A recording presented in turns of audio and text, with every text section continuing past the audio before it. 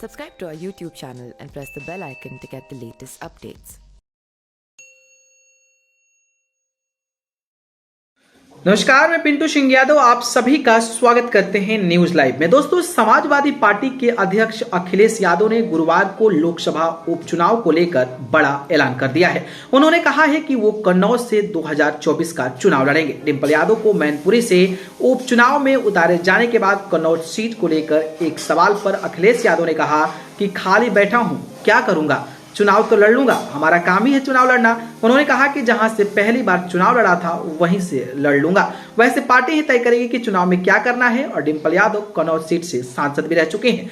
कन्नौज से 2000 में चुने गए थे सांसद। अखिलेश यादव ने अपना राजनीतिक सफर कन्नौज लोकसभा सीट से किया था, जहां से साल 2000 में उपचुनाव में सांसद चुने गए थे। इसके बाद 2004 में दोबारा और 2009 में तीसरी बार लोकसभा सांसद चुने गए थे।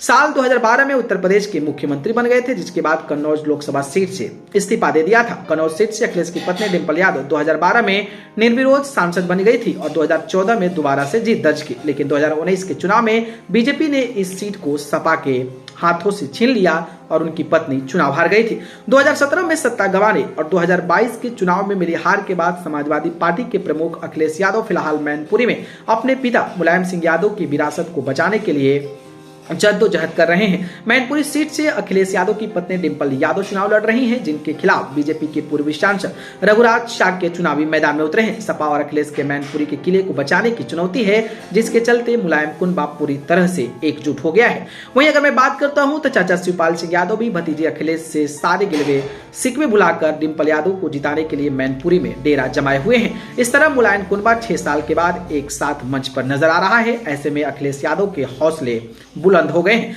कन्नौज लोकसभा सीट को बीजेपी के हाथों से 2024 के चुनाव में छीनने के बाद खुद मैदान में एक बार फिर से उतरने का ऐलान कर दिया है। 2019 में कन्नौज संसदीय सीट को बीजेपी के सुब्रत पाठक ने डिंपल यादव को हराकर कमल खिलाया था, जिससे दोबारा से हासिल करने के लिए अखिलेश यादव मैदान में खुद उतरने का ऐलान कर दिया है। मालूम हो कि समाजवादी पार्टी के संरक्षक मुलायम सिंह यादव के निधन के बाद खाली हुई मैनपुरी सीट पर उपचुनाव होना है और इस बार सीट पर सपा ने डिंपल यादव को प्रत्याशी बनाया है। डिंपल यादव के लिए अखिलेश, शिवपाल समेत समाजवादी पार्टी के 40 नेता चुनाव प्रचार में लगाए गए हैं। तो वहीं अब कई लोगों का यह भी मानना है कि जिस तरीके से 2024 चुनाव से पहले ही अखिलेश यादव ने कन्नौज लोकसभा सीट से चुनाव लड़ने का ऐलान कर दिया है, तो उनके मन में कहीं न कहीं प्रधानमंत्री बनने की जो इच्छा है वो कहीं न कहीं जागृत हो रही है। खैर, जिस तरीके का ऐलान किया है उसको लेकर आपकी क्या राय है? क्या सच में जो पीएम का रेस है उसमें अखिलेश यादव आगे रहना चाहते हैं? आप अपनी प्रतिक्रिया इस पर हमें कमेंट बॉक्स में जरूर बताइएगा। धन्यवाद।